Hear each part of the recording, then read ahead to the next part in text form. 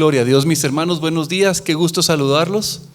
El tema que tenemos el día de hoy, y se lee con signos de interrogación, ¿hay palabra de Dios? Para algunos será un título de prédica como que ¿qué es lo que está haciendo? Pero está en la palabra de Dios. Esta frase está dentro de la palabra de Dios. ¿Hay palabra de Jehová?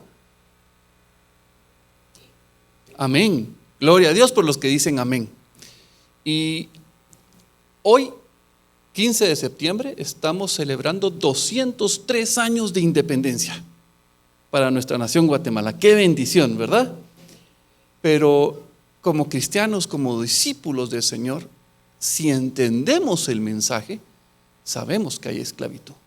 Todavía hoy en Guatemala. Yo no sé si ustedes lo saben, pero más del 80% de la población vive en deudas. ¿Y saben qué dice la palabra? Proverbios 22:7. El rico se enseñorea de los pobres, y el que toma prestado es siervo del que le presta. La connotación de siervo es esclavo. Y entonces podemos ver que hay mucha gente viviendo en esclavitud. Y entonces ustedes dirán, la va a tirar en el tema de las deudas. No, estoy hablando de que la persona que tiene deudas y que todo el tiempo está angustiado, vive con su corazón en esclavitud en relación a que tiene que pagarle a alguien más, y el otro se aprovecha. Pero no solo es eso. Cuando Jesús nos habla, en Juan 8:34 es muy claro y dice, Jesús les respondió, de cierto os digo, que todo aquel que hace pecado, esclavo del pecado es. Entonces podemos encontrar muchas situaciones en las cuales vemos a mucha gente que está viviendo en esclavitud en el mundo. Podemos mencionar el alcohol, podemos mencionar las drogas, podemos mencionar la sexualidad, el sexo, la masturbación, la pornografía. Viven atados a un cigarrillo. De repente es gula, comer demasiado. Y así vamos a encontrar muchos elementos que vuelven esclavos a las personas. El teléfono puede hacerte esclavo. La tablet, la computadora, el internet. ¿Se recuerdan el BlackBerry? ¿Se recuerdan? Miren, a mí me impresiona, es una cereza negra. Y la cereza negra es algo pesado y atado al pie. Bueno, el teléfono esclaviza a muchos jóvenes. No solo eso, los videojuegos. Esclavitud. Hay gente que está esclavizada al trabajo. Mujeres y hombres esclavizados a su propia imagen, viendo cómo se ponen bonitos, cómo se ponen hermosos, hacen ejercicio, se ponen esbeltos y se están poniendo, hacen de todo para verse bien, levantando su propia imagen, su propio nombre. Son esclavos de sí mismos. Tengo que aparentar. Y miren, esto es tremendo.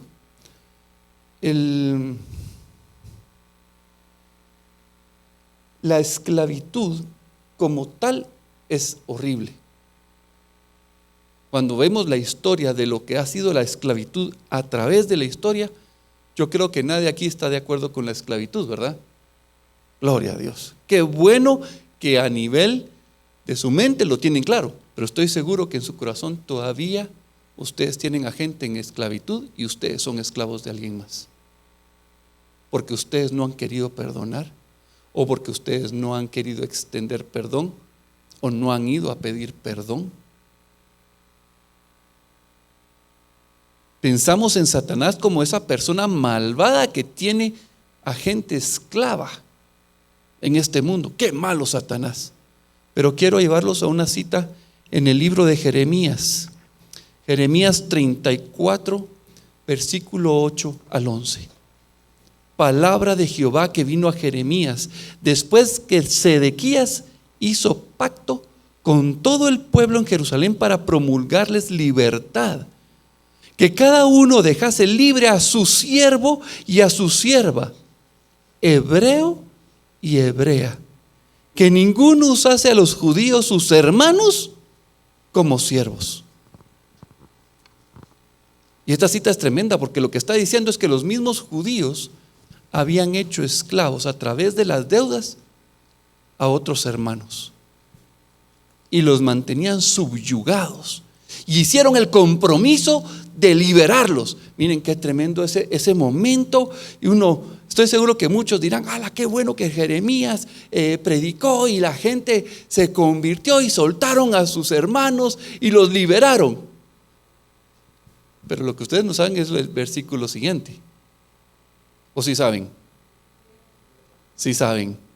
Gloria a Dios, porque lo que dice es: y cuando oyeron todos los príncipes y todo el pueblo que habían convenido en el pacto de dejar libre cada uno a su siervo y cada uno a su sierva, que ninguno los usase más como siervos, obedecieron y los dejaron.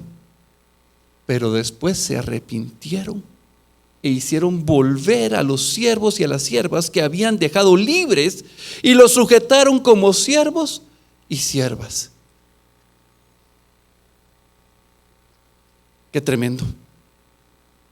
Qué tremendo, porque Dios nos llama a arrepentimiento, y aquí se arrepintieron, pero se arrepintieron de hacer lo bueno, lo que era justo, lo que era correcto delante de los ojos de Dios, y se arrepintieron de caminar hacia Dios para regresar a su camino de muerte.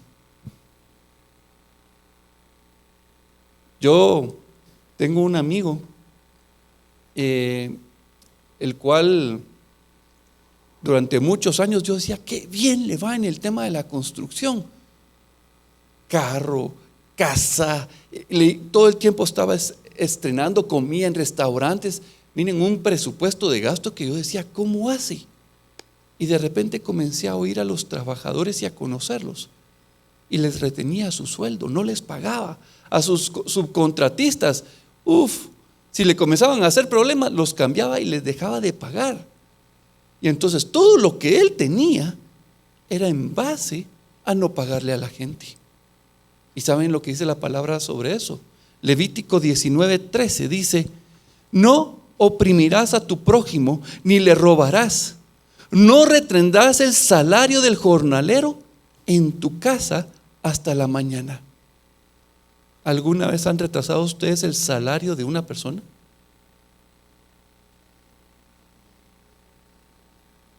Y entonces de repente podemos caer en esto. Esto puede caer para un empresario con una empresa muy grande, pero puede ser también para una ama de casa que tiene a alguien que la ayuda en la casa y retiene su sueldo. O sea, no estamos hablando de que esto es en las cúpulas de poder. No, eso está en nuestro corazón. La injusticia está en nosotros. Y cuando comenzamos a ver todo esto, yo lo que veo es que el mundo está mal. No solo es Guatemala, es a nivel mundial. Lo que se está viendo, miren, a mí me sorprende oír los videos donde las personas comienzan a hablar de lo que está sucediendo en Europa, lo que está sucediendo en África, en Asia, en Estados Unidos, en Canadá, en todos estos lugares. Y aquí en Guatemala me sorprende ver lo que está pasando. Pero me sorprende aún más ver a los comentaristas. Miren, lo que tenemos que hacer es quitar a todos estos. Lo que tenemos que hacer es educación. Lo que tenemos que hacer es cambiar a los políticos. Lo que tenemos que hacer es invertir. Miren, comienzan con un montón de ideas de educación, de reformas.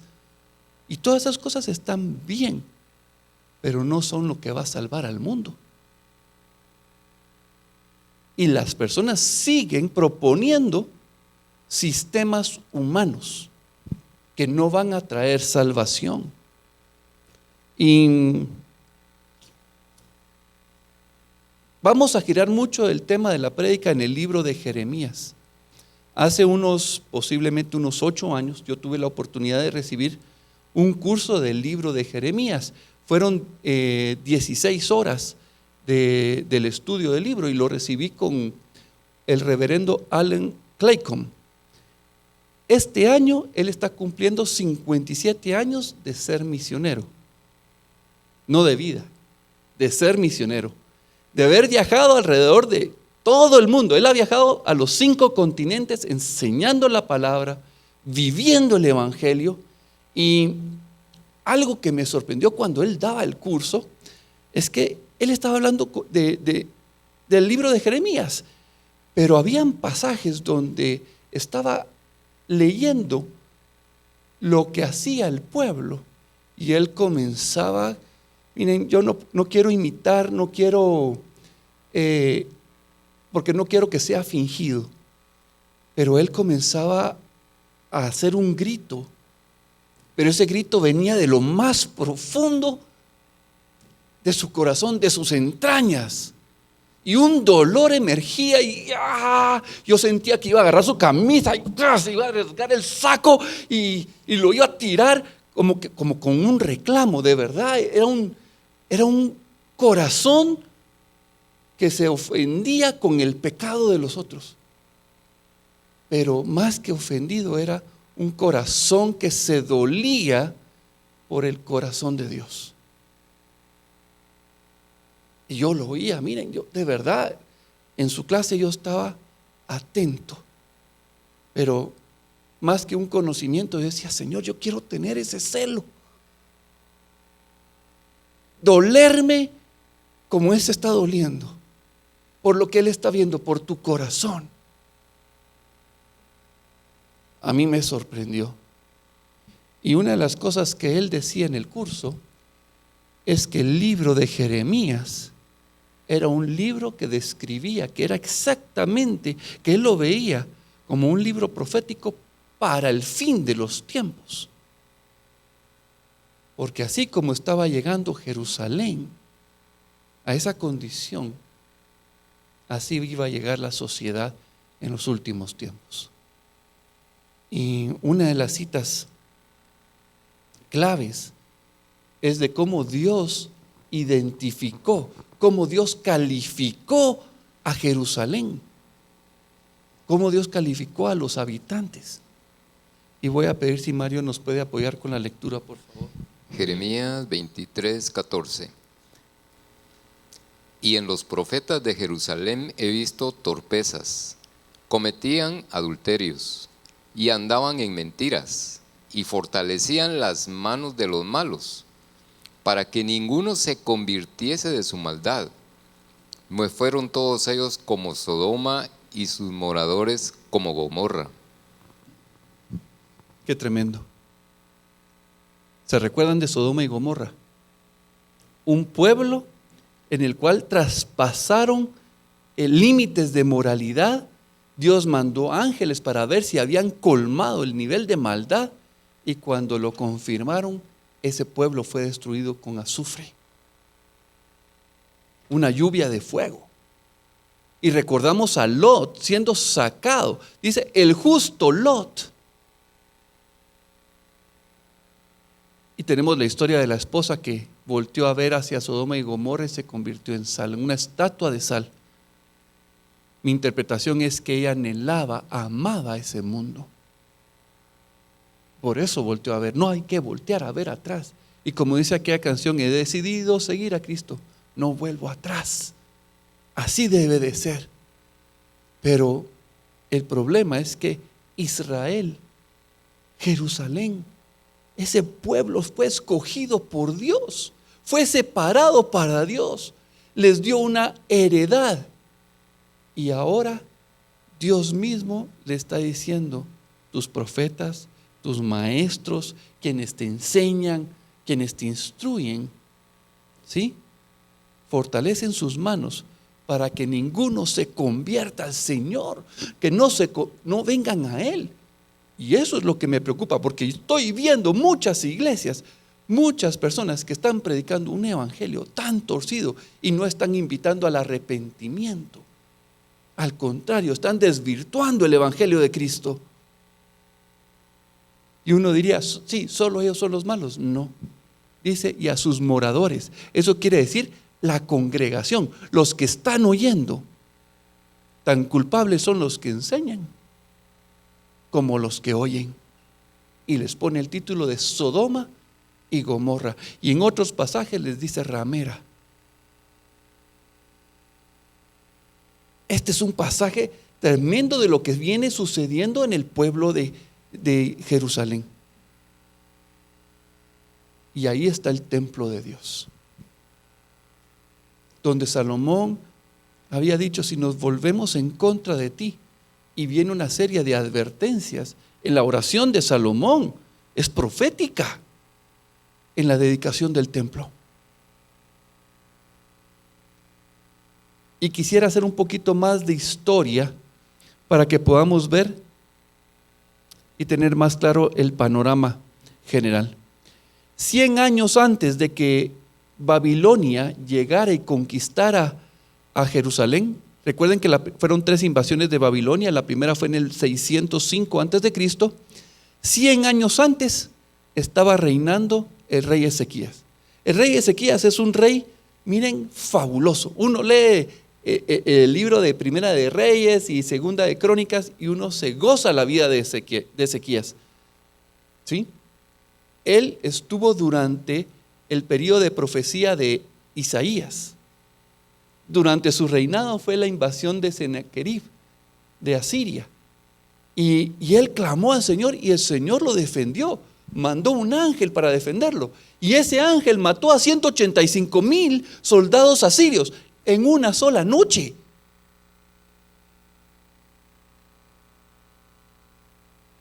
Ezequías cometió sus errores, pero hay un pequeño pasaje donde, miren, ni siquiera es un versículo, sino es un pedacito de un versículo donde dice que luego se arrepintió y volvió al Señor. Él cometió errores, pero la clave es el arrepentimiento. La clave es volver al Señor todo el tiempo. Ezequías murió y vino su hijo, y su hijo reinó 55 años. Manasés. Miren, este es uno de los reyes más terribles que están registrados en la palabra de Dios. Yo diría que se da a tacos con Acab del norte. Terrible. Este rey mató al profeta Isaías. Y la historia cuenta, no estaba escrito en la Biblia, pero la historia cuenta que Isaías fue puesto adentro de un tronco y después el tronco fue aserruchado. Así murió Isaías, bajo el mandato de Manasés. Y no solo mató a Isaías, mandó a matar a un montón de gente. 55 años reinó sobre Jerusalén y fue un reino terrible. Y es un rey, miren, voy a decir esto, despreciable. Pero ¿saben qué? Vamos a hacer una lectura de unos versículos y quiero que pongan atención a lo que sucede con este rey. Segunda de Crónicas 33, 10, 13. Y habló Jehová a Manasés y a su pueblo, mas ellos no escucharon. Por lo cual Jehová trajo contra ellos los generales del ejército del rey de los asirios, los cuales aprisionaron con grillos a Manasés, y atado con cadenas lo llevaron a Babilonia. Tremendo. El pueblo y Manasés. El pueblo tiene el rey que merece. Y este pueblo estaba viviendo ahorita en un momento crítico. Y también lo estaba viviendo Manasés. Pero leamos el versículo siguiente, por favor. Mas luego que fue puesto en angustias, oró a Jehová su Dios, humillado grandemente en la presencia del Dios de sus padres, y habiendo orado a él, fue atendido. Pues Dios oyó su oración y lo restauró a Jerusalén, a su reino. Entonces reconoció Manasés que Jehová era Dios. Tremendo. Yo no sé si impresionarme cuando se lee el libro. Yo me impresiono de la maldad de este rey. pero me impresiona más la misericordia de Dios. Me impresiona cómo Dios puede perdonar. Y si ustedes pueden tomar nota de esta cita, los siguientes versículos habla de cómo Manasés cambió su vida y comenzó a enseñar y a quitar cosas, idolatría. Y uno dice, Dios, solo tú puedes cambiar el corazón. Miren, y a mí me da risa porque cuando yo leo a Pablo, Pablo dice, yo soy el más grande de los pecadores. Y yo volteo a ver acá había Manasés. No, Pablito, sí fuiste malo, pero no para tanto, ¿verdad? Pero saben, en Romanos 7:13, Pablo da la clave de por qué él dice, yo soy el más grande de los pecadores. Porque dice, porque si alguien puede buscar Romanos 7:13, porque son los últimos versículos. La idea general de ese versículo es que el pecado es extremadamente pecaminoso. Y no solo el pecado de asesinato, no. La mentira que nosotros decimos y que le decimos a otras personas, no tengas pena. Miren, el pecado es aborrecible. Y entonces él podía decir, yo soy el más grande de los pecadores. Amén. Porque él nos estaba comparando contra otros pecadores. Él estaba viendo a la luz de Cristo y él podía ver su miseria. Cuando lo vemos a él, no hay necesidad de compararnos con nadie. Y es donde vemos su misericordia y vemos su bondad. Entonces, vemos a Manasés como un terrible pecador, pero más que ver a Manasés, veamos la misericordia de Dios. Porque si hay alguien que puede perdonar, es Él. Si tú te arrepientes de tu maldad, de tu perversión, de tus caminos, Dios, miren, el Señor se derrite, su corazón se derrite, se deleita en dar misericordia. Manasés reinó 55 años, luego vino su hijo Amón, que reinó 2 años, y dice que fue igual o peor que su papá, solo que no procedió al arrepentimiento.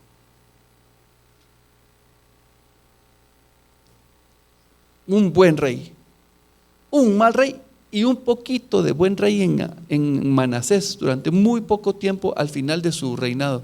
Y Amón, otro rey terrible. Y el rey que sigue, estoy seguro que saben quién es. ¿Alguien sabe quién es el rey que sigue? Josías. Muy bien para los estudiosos de la palabra. Josías, un rey formidable, igual que Ezequías. Miren, comenzó a reinar a la edad de los 8 años. Él terminó de botar un montón de idolatría, limpió el reino, limpió el templo, celebraron la Pascua como nunca antes la habían celebrado. Vinieron muchas reformas en su reino, pero yo no sé qué pasó. De repente él quiso salir a pelear con el faraón Necao. El faraón le dijo, mira, no vengas contra mí porque yo no vengo contra ti, yo voy contra Babilonia. Yo voy a pelear contra otro reino, pero si te vienes a pelear conmigo te va a ir mal. Y Josías dijo, yo voy a pelear contra ti. Y fue a pelear y murió.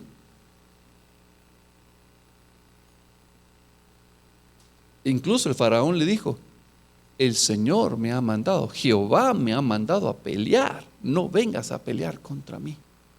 Advertencia. Pero él quiso ir a pelear. Hay batallas a las que el Señor no nos ha llamado y nos metemos a problemas solitos. ¿Quién se ha metido a problemas solitos?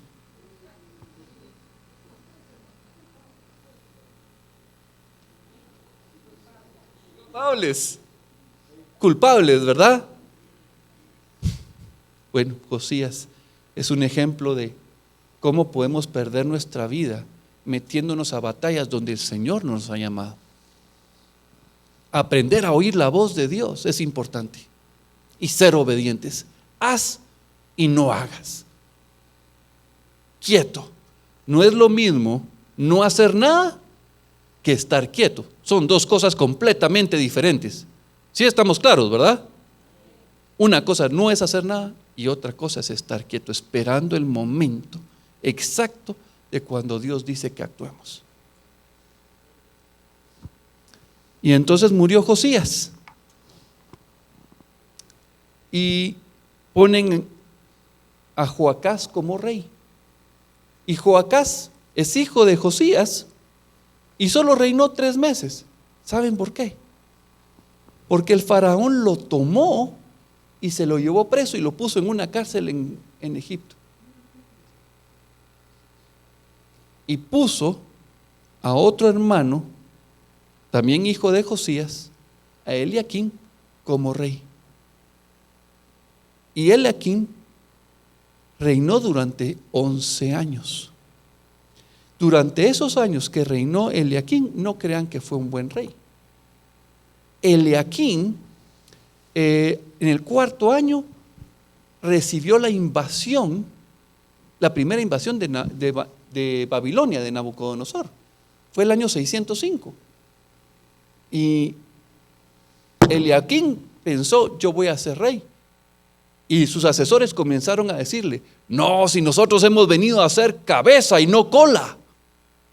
No, tú tienes que venir y ponerte arriba, liberarte. Las cosas que se llevó Nabucodonosor van a regresar.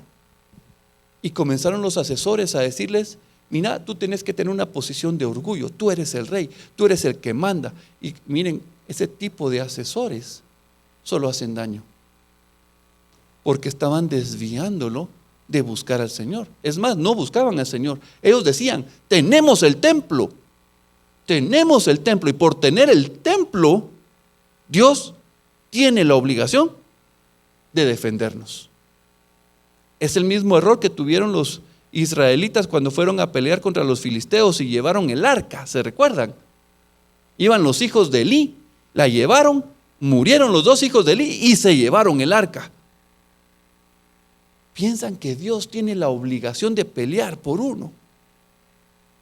Y cuando vemos toda esta historia, miren, yo creo que se parece mucho a lo que estamos viviendo hoy. Porque tienen a Jesús como un amuleto, tienen a Jesús como un talismán. Sí, Jesús vino para arreglarme la vida hoy, para arreglar mi economía, para sanar mi cuerpo. Si Él puede hacer todo eso, Él es todopoderoso, pero Él no vino para eso. Él tenía un plan superior. Él tenía una misión clara y Él la cumplió. Si tú no tienes clara esa misión, ahorita en unos minutos vamos a llegar y vamos a dejar claro qué fue lo que Él vino a hacer. Pero regresando a Eliaquín, solo para que vean lo que hizo, Jeremías, junto con Baruch, Jeremías iba dictando y Baruch era el escriba que iba apuntando, escribiendo todas las notas, todo lo que iba recibiendo de parte de Dios.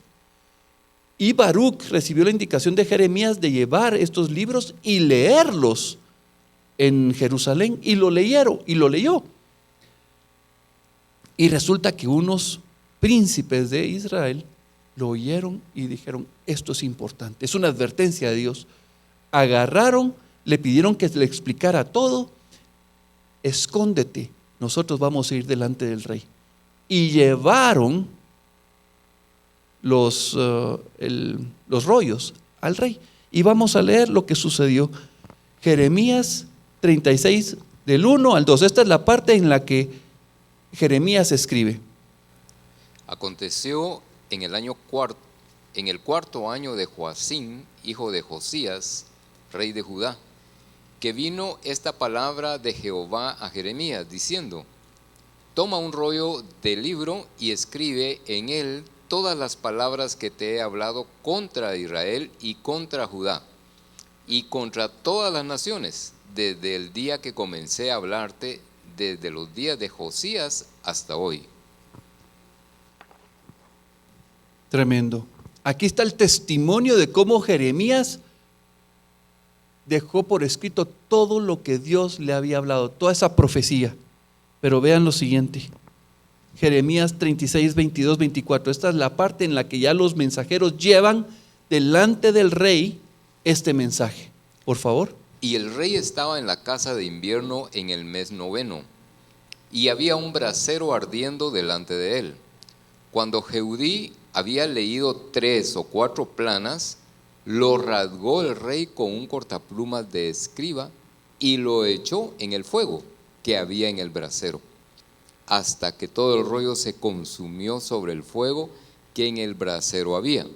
Y no tuvieron temor, ni rasgaron sus vestidos, el rey y todos sus siervos que oyeron todas estas palabras. Tremendo.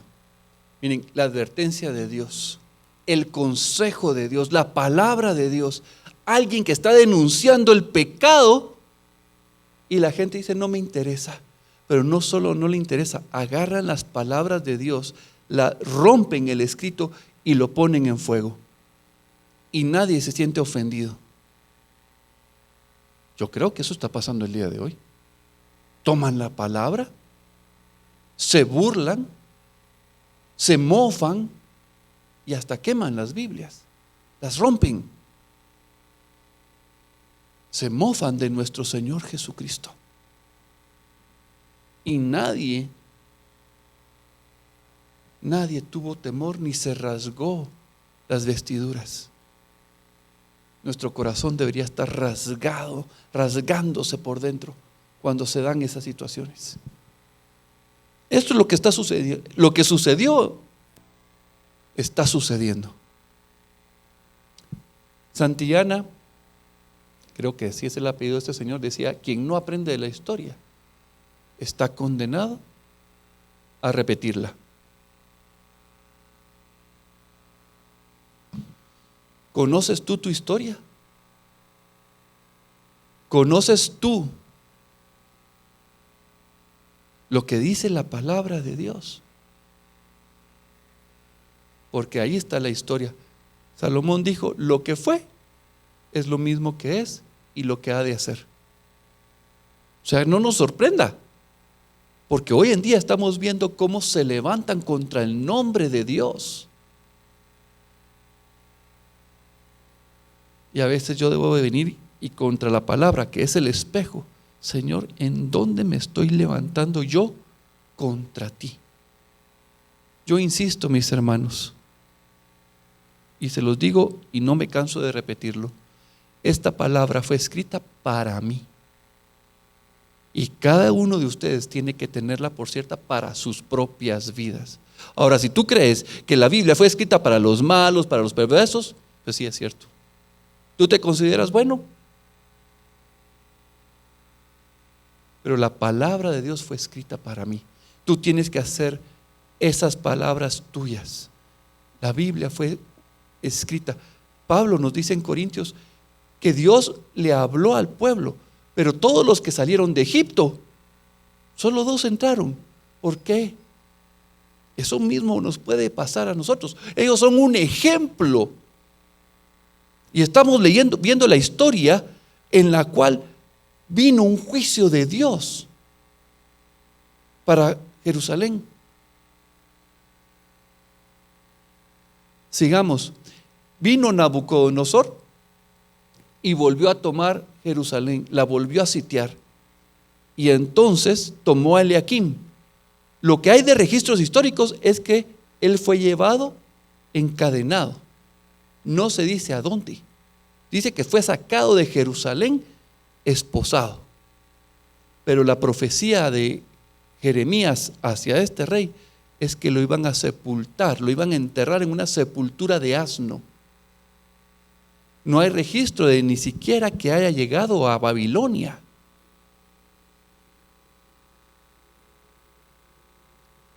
¿Dónde estará escrito? Estará escrito en el libro de la vida.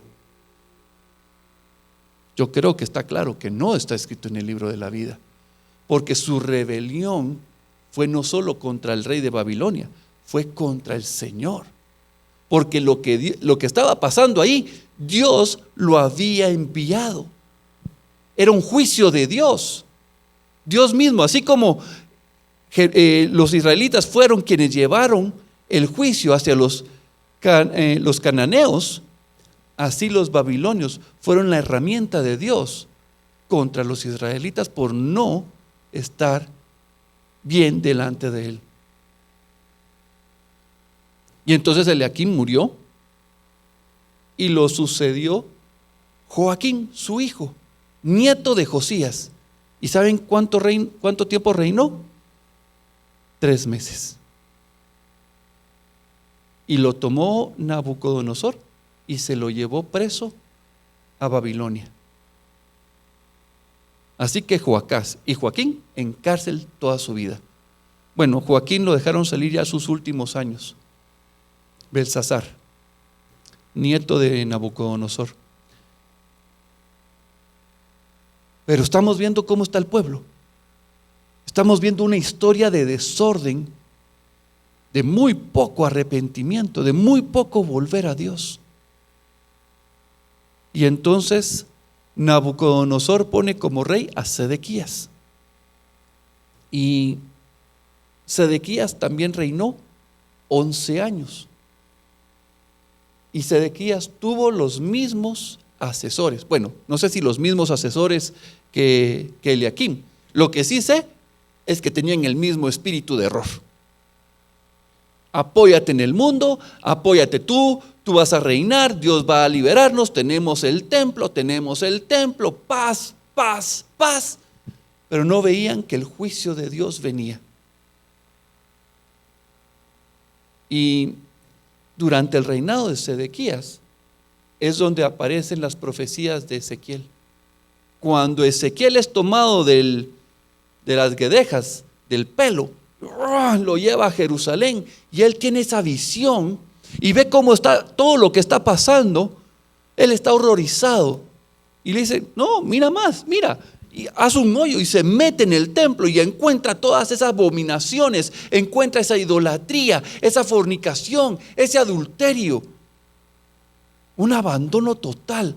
Él estaba horrorizado.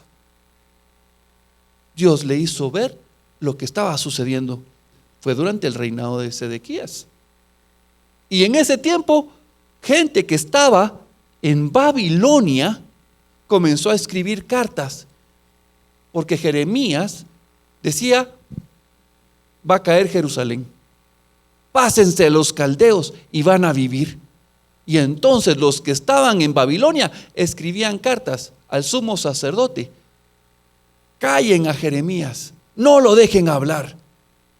Así que vemos a un profeta en el cautiverio y vemos a otro profeta, a Jeremías, en Jerusalén, antes de ser destruida completamente. Lean lo que sucede con Jeremías. Para que tengan contexto de esta cita, Nabucodonosor había mandado a uno de sus generales, ya molesto porque ya se había revelado Sedequías, y se había apoyado en Egipto. Cuando hablamos de apoyarse en Egipto, es apoyarse en el mundo. Ya no buscaron a Dios, sino buscaron el mundo para hacerse sus propias fuerzas, para liberarse por ellos mismos. Y Jeremías había estado predicando: pásense a los caldeos, los que se pasen para allá van a vivir. Y estaban sitiados, pero en ese momento un faraón salió a pelear y el ejército de Nabucodonosor se fue a pelear contra los egipcios. Y entonces en ese momento dijeron: ya Dios nos liberó, y abrieron las puertas para que todo el pueblo pudiera volver a salir, a comprar cosas. Y en ese momento Jeremías estaba saliendo. Y ahora vamos a leer ese pasaje, por favor. Salía Jeremías de Jerusalén para irse a tierra de Benjamín, para apartarse de en medio del pueblo. Y cuando fue a la puerta de Benjamín, estaba allí un capitán que se llamaba Irías, hijo de Selemías, hijo de Ananías, el cual apresó al profeta Jeremías diciendo: tú te pasas a los caldeos. Y Jeremías dijo: falso, no me paso a los caldeos. Pero él no lo escuchó, sino prendió Irías a Jeremías y lo llevó delante de los príncipes. Y los príncipes se airaron contra Jeremías y le azotaron y le pusieron en prisión en la casa del escriba Jonatán, porque la habían convertido en cárcel. Entonces vemos cómo Jeremías está sufriendo ahora una persecución de su propio pueblo. ¿Por qué? Porque está anunciando la verdad de Dios, está anunciando el juicio de Dios, pero a la gente no le gusta que les diga que Dios está en contra de su estilo de vida. Quieren tener a Dios en su estilo de vida. Y por eso es que se crean dioses en su mente para que estén de acuerdo a lo que ellos creen, a lo que ellos quieren, a sus anhelos y sus deseos, pero no se alinean a la palabra de Dios, no se alinean al Dios verdadero, al Dios vivo, no se alinean a Jesucristo. Y creen que Dios tiene la obligación, que Jesucristo les va a resolver las cosas. Pacte usted con Dios y Dios le va a dar.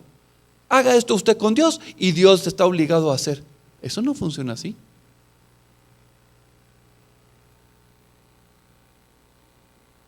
Comenzamos a ver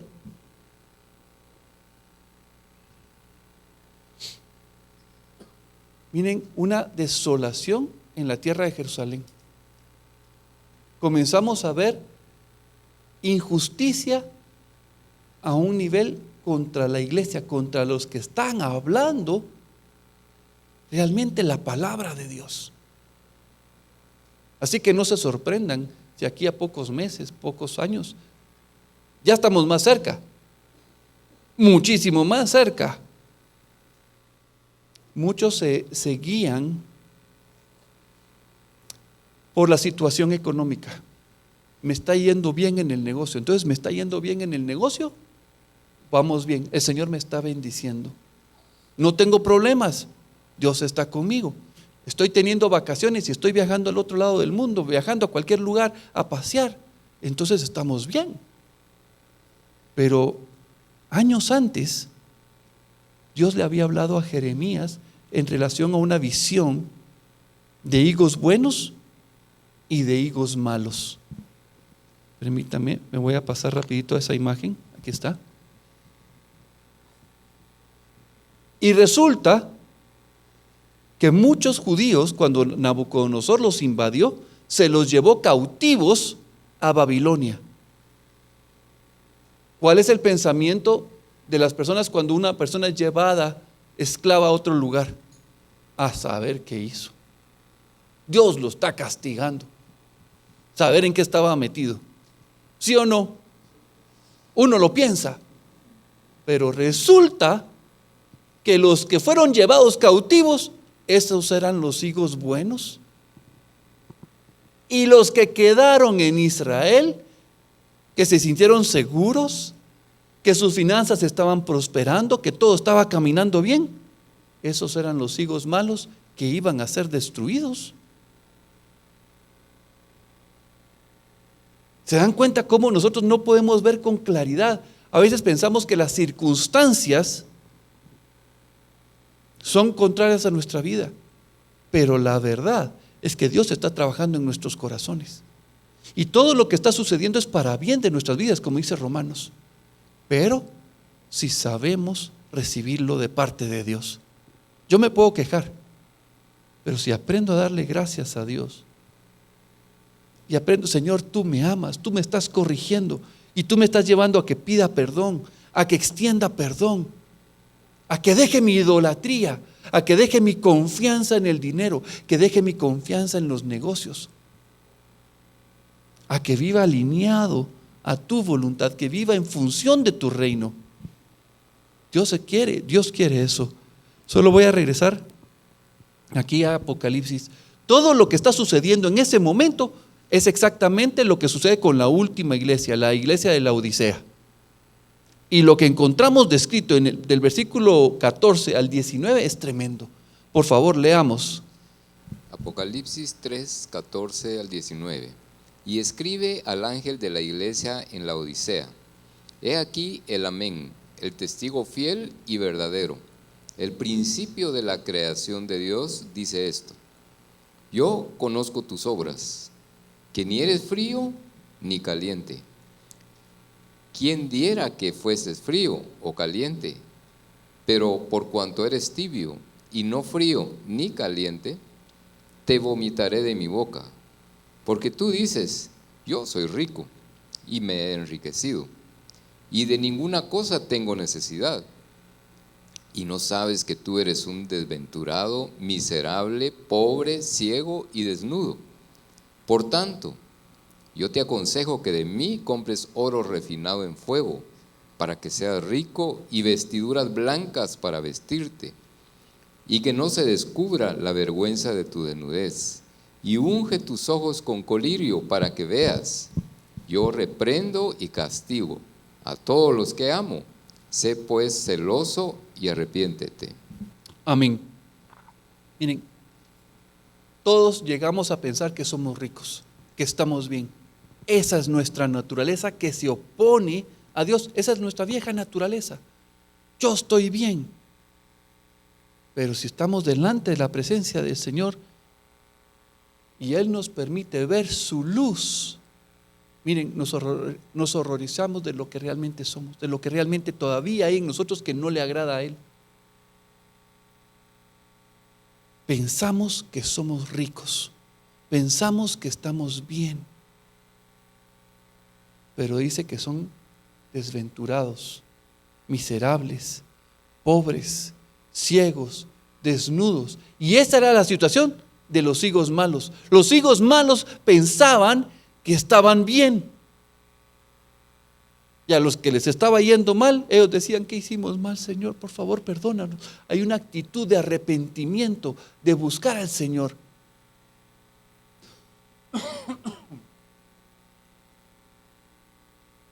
Todo esto que estoy hablando es porque se está viendo, lo que Jeremías estaba viendo, se está viendo. No, no es como que yo recibí una visión, no. Es que es notorio lo que está pasando en el libro de Jeremías y lo que está sucediendo en el mundo. ¿O yo estoy equivocado? Así es, ¿verdad?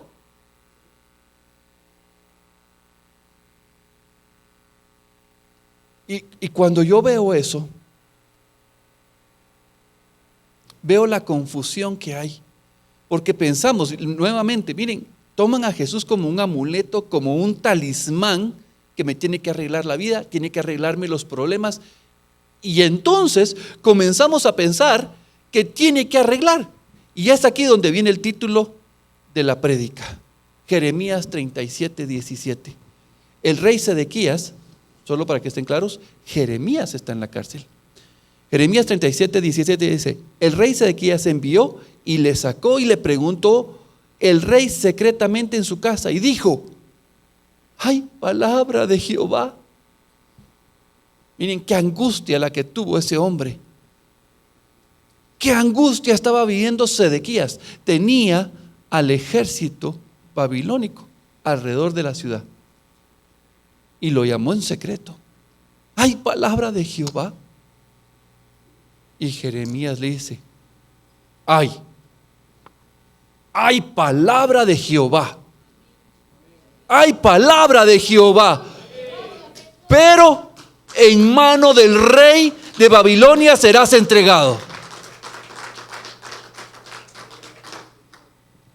Y cuando hablamos hay palabra de Jehová, es porque hemos entendido que vino a ser Jesucristo. Nosotros teníamos una maldición sobre nuestras vidas. Era una maldición eterna. Condenados a muerte eterna. Dios estaba siendo fiel a sí mismo, a su propia palabra. Era su maldición sobre nosotros. Y Jesucristo vino a resolver ese gran problema. La maldición que había sobre nuestras vidas. Porque nosotros decidimos en Adán y Eva creerle a la serpiente. Consideramos a Dios no digno de confianza. Cuando yo veo eso, digo: Señor, tú realmente viniste a resolver todos mis problemas. Tomaste esa acta que era contraria a mí, que me decía que yo era culpable, que yo era mentiroso, que yo era codicioso, que yo soy asesino, que yo soy adúltero, que yo soy desobediente, que no honro a mis padres. Todos los mandamientos Y el Señor tomó esa acta que decía que yo era culpable y merecedor del infierno eterno y la clavó en la cruz, despojando y exhibiendo públicamente a los que me tenían cautivos.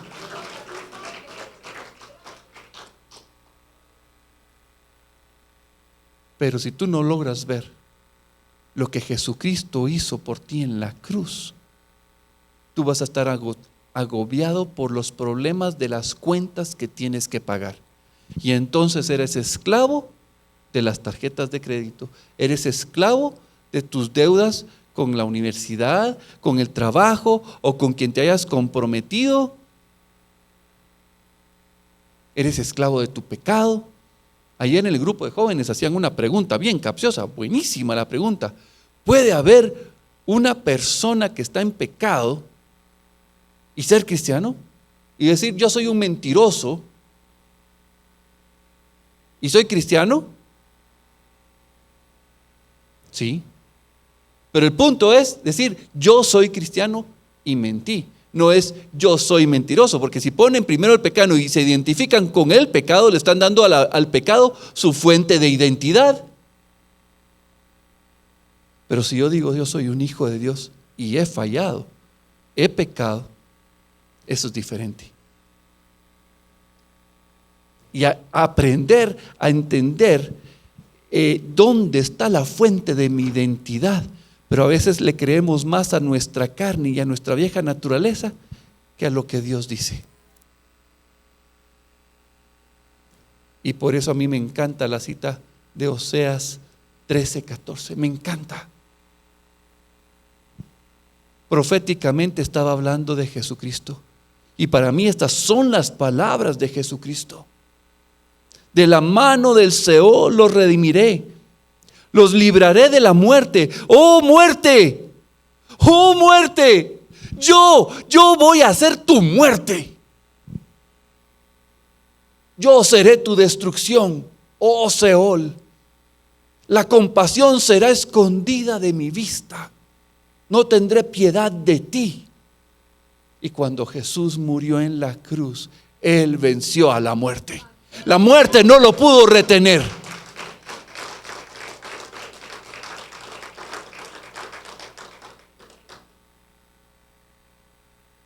Yo no sé qué es lo que nos espera en estos futuros años. A unos les puede ir muy bien y a otros posiblemente les toque con su propia vida testificar.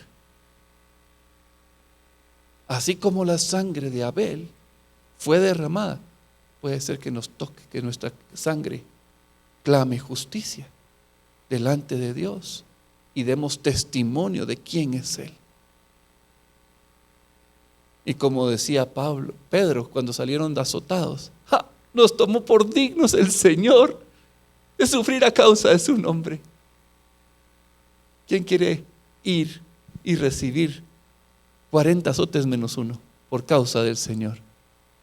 ¿Quién quiere que le quiten sus propiedades por causa del nombre del Señor? ¿Quién quiere perder sus vehículos, sus títulos, sus propiedades, su familia, por causa del nombre del Señor? Comencemos a tener esa respuesta. No esperemos a que nos pidan que soltemos todo, pero comencemos hoy renunciando a nuestros nombres, renunciando a todo eso, renunciando a todo aquello que nos aparta, nos separa de Dios, querer perderlo todo por conocerlo a Él. Última cita y terminamos. Jeremías 38, 17 al 23. Y esta es una cita tremenda, porque es el rey Sedequías.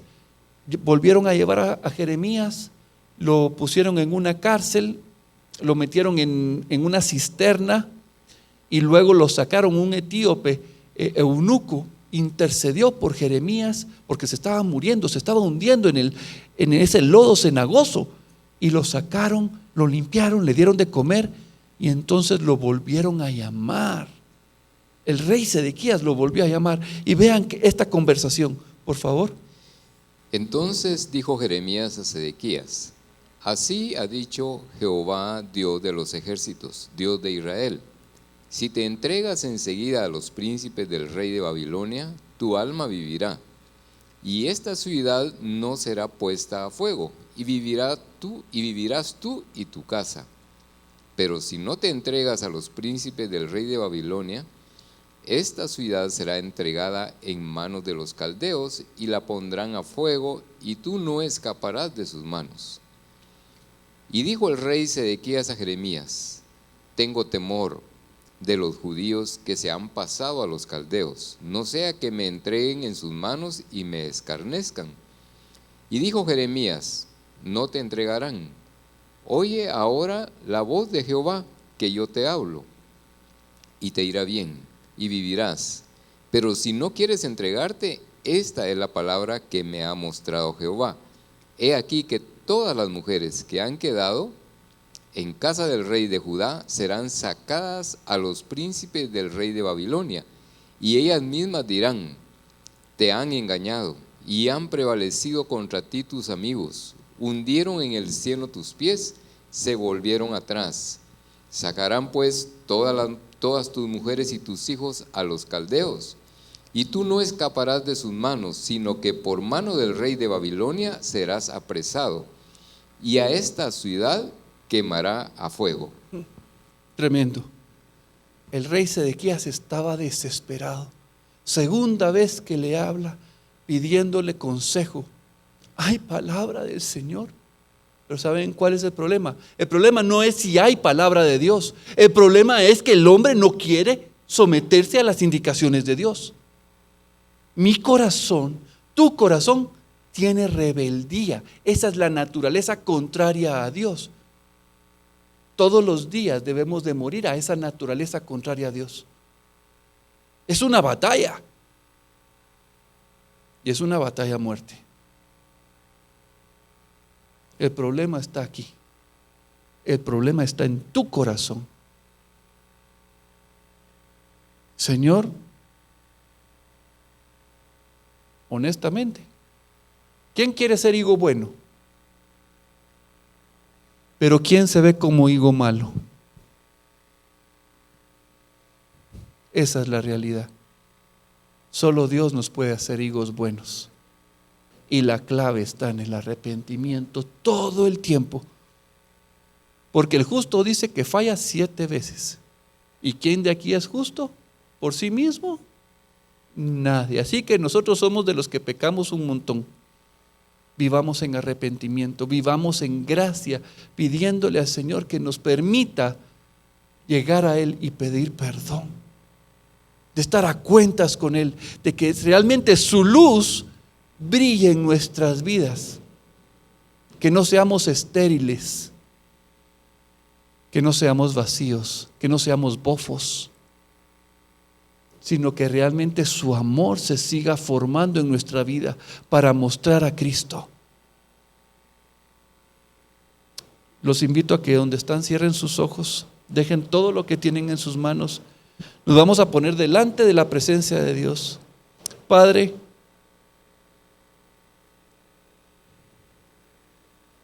tú nos has dejado un ejemplo de lo que sucede, Señor. Nos lo dejaste en la época de Moisés, en la época de los jueces, a través, Señor, de todos esos profetas, de todos estos reyes. Tú nos hablas y tú nos muestras hombres celosos, nos muestras hombres que querían contigo, pero esos eran los menos. El pueblo era necio, Señor. El pueblo era rebelde y habían falsos maestros, falsos profetas que se levantaban y no permitían que la gente conociera bien lo que tú querías. El pueblo desfallecía por falta de conocimiento. Señor, yo te doy gracias primeramente porque aquí en Casa Josué se ha denunciado el pecado, no hoy, sino durante años se ha denunciado. Se ha hablado de estar a cuentas contigo, de ser previsores, de clamar de esa gracia final y de la inmediata. Señor, tú nos has hablado y de muchas formas, y todo el tiempo nos mandas, Señor, a que estemos a cuentas contigo, porque si venimos contigo y parlamentamos y te confesamos nuestro enojo, nuestra mentira, nuestro orgullo, nuestra soberbia, nuestra vanidad, nuestra dejadez, nuestra apatía. Porque si venimos contigo y te lo confesamos, tú eres fiel. Tú eres fiel en perdonarnos.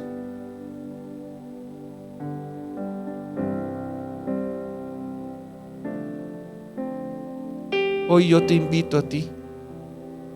Yo te vuelvo a invitar otra vez a que si tú quieres ponerte a cuentas con el Señor, que pases adelante. Eres tú con el Señor poniéndote a cuentas y diciéndole: Señor, soy igualito, me parezco a todos esos reyes que se han rebelado contra ti, a ese pueblo necio, insensato, que una y otra vez se rebela contra ti.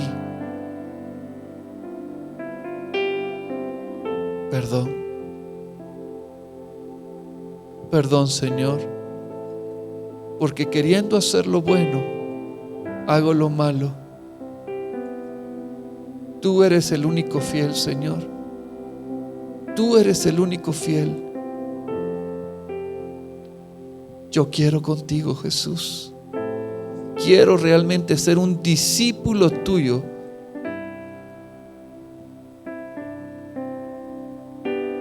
Quiero contigo, Jesús. Quiero contigo.